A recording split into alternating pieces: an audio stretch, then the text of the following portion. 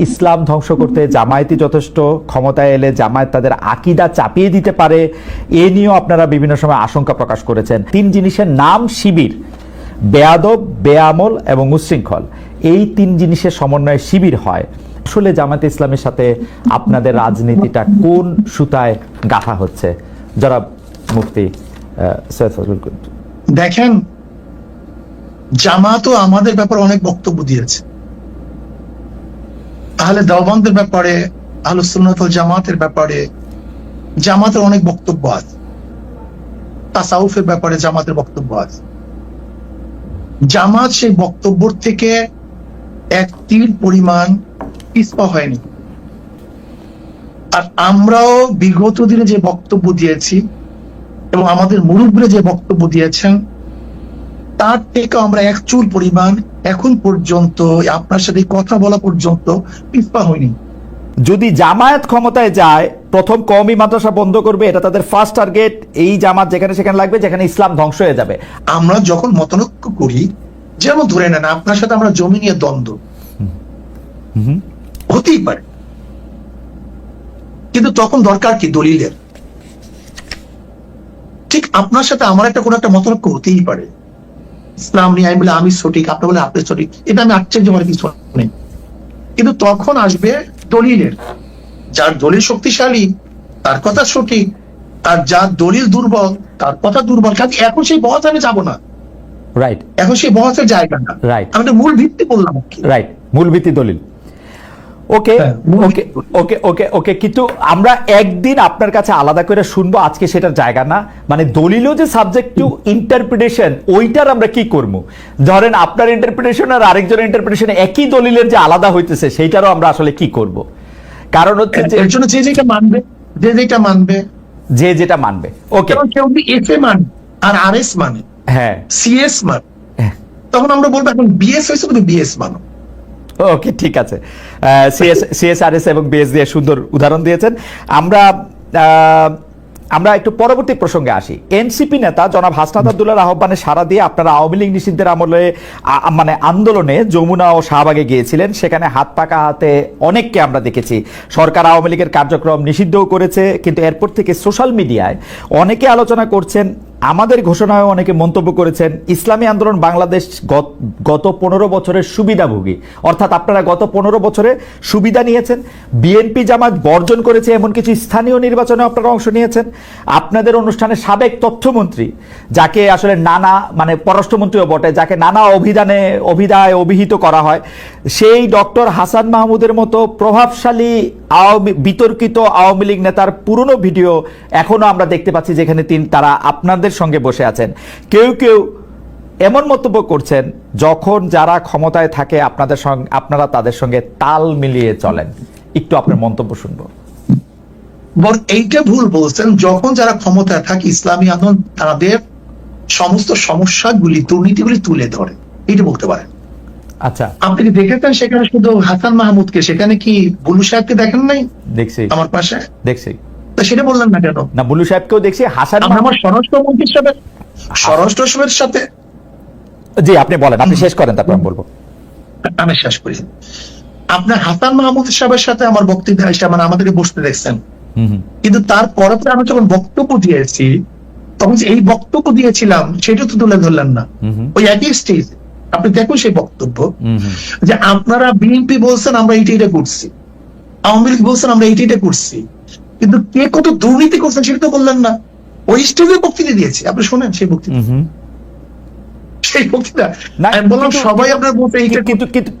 কিন্তু শায়ক, ওই বক্তব্য অনেক বেশি সুগার কোটেড, নাম্বার 1। নাম্বার 2 হচ্ছে, আপনি বঙ্গবন্ধুকে নিয়ে, শেখ হাসিনা যখন প্রধানমন্ত্রী ছিলেন সেই সময় যে বক্তৃতা করেছেন, এখন কি সেটা রিপিট করতে পারবেন, বা রিপিট আপনি করতেছেন? শেখ হাসিনাকে নিয়ে আমি তারই কোনো বক্তৃতা করি। শেখ হাসিনাকে নিয়ে কোনোদিন প্রশংসামূলক। বঙ্গবন্ধুকে নিয়ে, শেখ সাহেবকে নিয়ে কেন বক্তৃতা করেছি, এটা কি এখন করবেন কিনা আবার? 100 বার শোনেন, কেন করবো সেটা আমি বলি। আমি বললাম না আমি কোনো জিনিস রোজাত করি নাই, তো কোনো জিনিস রোজাত করিনি। ওকে, যখন শেখ সাহেবের মূর্তি টানানো হয়েছিল তখন আমি কি বক্তৃতা করেছিলাম যে 72 বছর পরে যদি লেনিনের মূর্তি ক্যারিয়ান দিয়ে তুলে সাগরে ফেলে দেয় তাহলে আজকে হোক কালকে হোক এই বুড়িগঙ্গা এই মূর্তিকে ফেলানো হবে। এই বক্তৃতা আমার, আমি শুনছি না, আমি জানি না, এবং সেইটা দেখছি। শেখ সাহেবের নিয়ে যে বক্তৃতা করেছিলাম, এটা কি বলতে চেয়েছি দেখেন, শেখ সাহেবের পরিবার কিন্তু এদেশে আসছে ইসলাম প্রচার করার জন্য। আমার মূল উদ্দেশ্যটা কি ছিল? শেখ সাহেব প্রথম কেন অ্যারেস্ট হয়েছিলেন? হিন্দুদের মাধ্যমে তিনি অ্যারেস্ট হয়েছিলেন মুসলমানদেরকে বাঁচাবার জন্য। আমি কি বলেছিলাম? শেখ সাহেব প্রথম কি রাজনীতি শুরু করেছেন? মুসলিম লীগ, পাকিস্তানের পক্ষে রাজনীতি শুরু করেছিলেন শেখ সাহেব। তিনি এইটা করছেন সেইটা করছেন বলছিলাম কেন? নাস্তিকরা শেখ সাহেবকে ধর্মনিরপেক্ষবাদ নাস্তিক পন্থী বানাবার চেষ্টা করছিল। আমি আওয়ামী লীগকে তখন স্মরণ করে দিতে চাই, মূল ভুলবেন না, এদের পরিবার ছিল ইসলামের দাওয়াতে, কিন্তু সেখান থেকে ভেঙে যদি তারা নাস্তিকতাবাদ ধর্মনিরপেক্ষতা চাপিয়ে দেয়, তার মানে নিজের সাথে সে আত্মঘাতী করছে। ওই সময় শেখ হাসিনাকেও আপনি তারিফ করেছিলেন ওই একই বক্তব্যে। আপনি একই লাইনে বলেছিলেন যে শেখ হাসিনাও সেই বাবারই উত্তরাধিকার। আমার যদ্দূর মনে পড়ে, আমি একটু আগে শুনেছি, এবং তিনিও একই রকম ভালো মুসলমান, তিনি ভালো কাজ করছেন। এইটা বলিনি, আমি বলছি সেই পরিবারে, ওকে, আমি তার পরিবারকে ইঙ্গিত করে তাকে সজাগ করতে চেয়েছি যে আপনার বাবা দাদি দেখলে মুসলমান, তারা পীর ছিলেন, তারা দাওয়াত দিয়ে এসছেন, আপনি ইসলামের খেলাফ, ইসলামের বিরোধী কোনো কাজ করতে পারেন না। যেরকম কোন ছেলেকে কেউ যদি সতর্ক করায় তখন তার বাপ দাদার কথা বলে, তোমার বাবা এরকম ছিল, দাদা এরকম ছিল, তুমি এই কাজ করতে পারো না। আমার এটি উদ্দেশ্য ছিল। কিন্তু সাহেব, আপনি correct me if I am রং, আপনি কি ওই সময় সাবেক প্রধানমন্ত্রী সরকারের শেখ হাসিনার বা শেখ হাসিনা সরকারের এই 3টা খারাপ নির্বাচন, সীমাহীন দুর্নীতি, এগুলি নিয়ে আসলে কোনো এরকম একটা অবস্থান নিয়েছিলেন যেটা আপনার শক্তি দিয়ে আপনি আসলে নিতে পারতেন?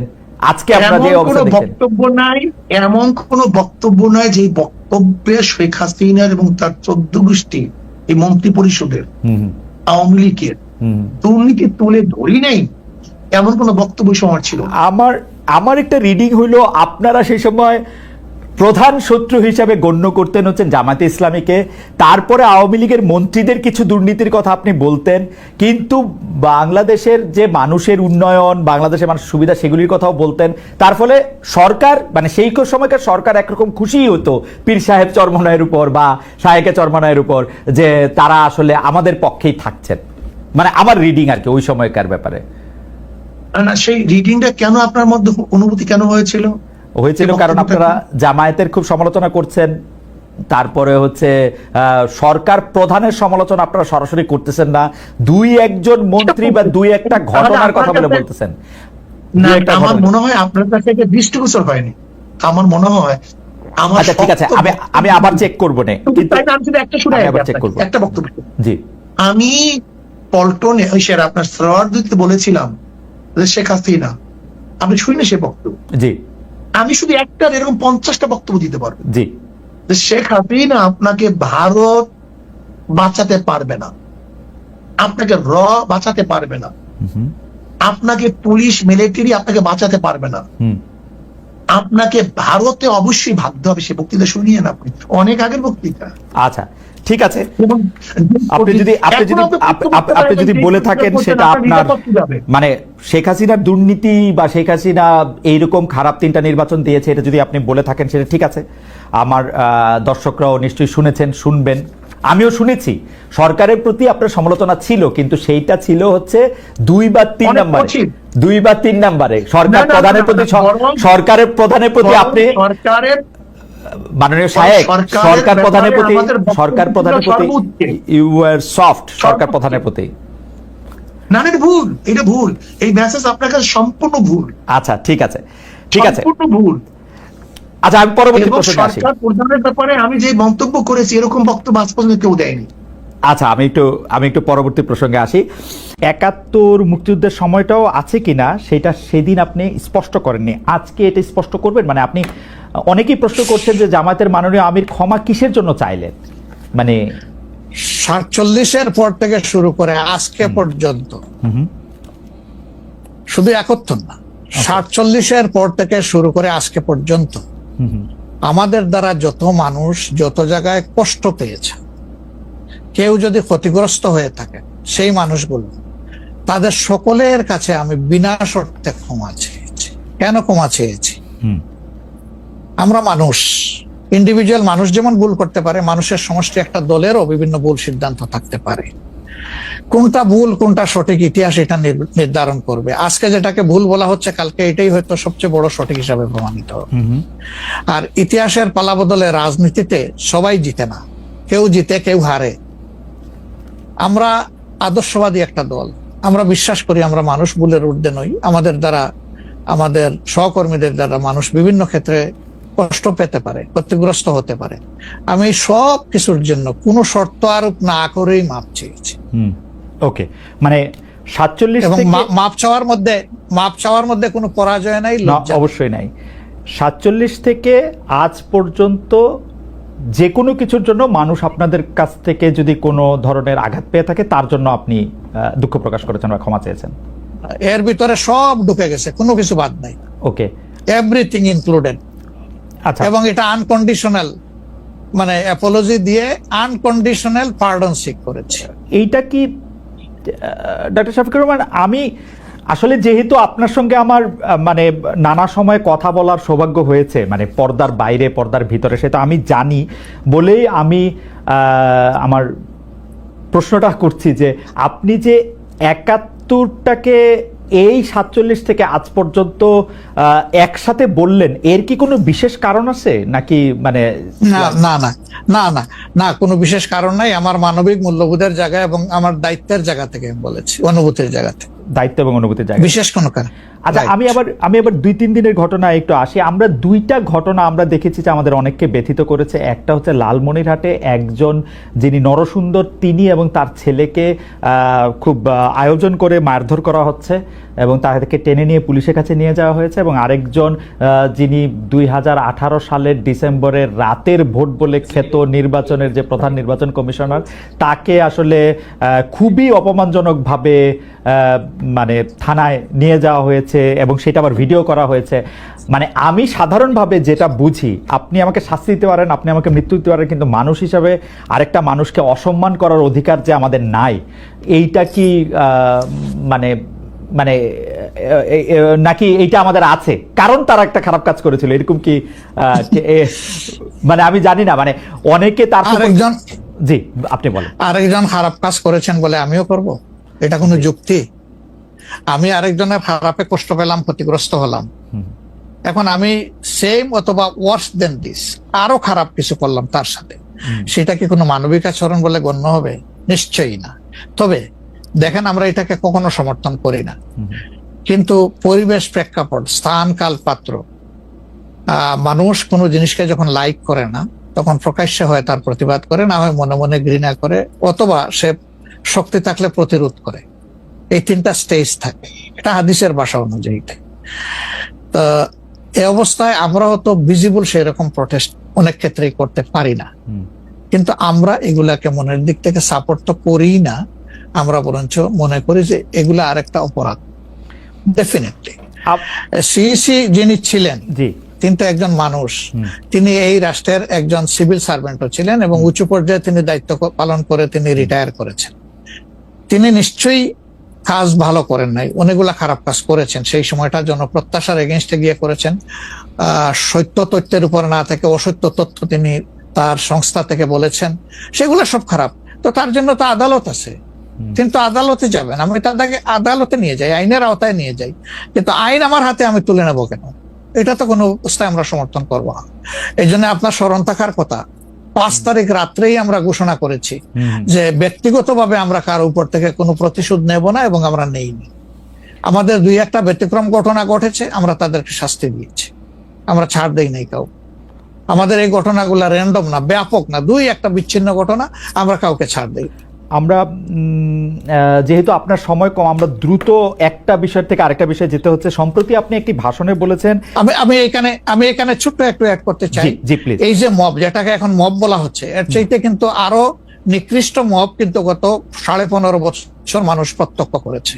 ইভেন আপনাদের সাংবাদিকদের সাথে হয়েছে, আরো অনেকের সাথে, পলিটিশিয়ানদের সাথে তো এগুলো কোনো ডাল ভাত, কোনো ব্যাপারই ছিল না, সিভিল সোসাইটির না, মানুষের সাথে, হয়েছে, শিক্ষকদের সাথে। আপনার কিন্তু মনে আছে ওইগুলা দিয়ে আমরা এটাকে জাস্টিফাই করতে চাই না, না। হয়েছে বলেই আমরা সবাই মিলেই কিন্তু এগুলি প্রতিরোধ করেছি, প্রতিবাদ করেছি। Right. আসলে যে যার Right. জায়গা থেকে প্রচন্ড ভাবে জি, প্রতিবাদ করেছে।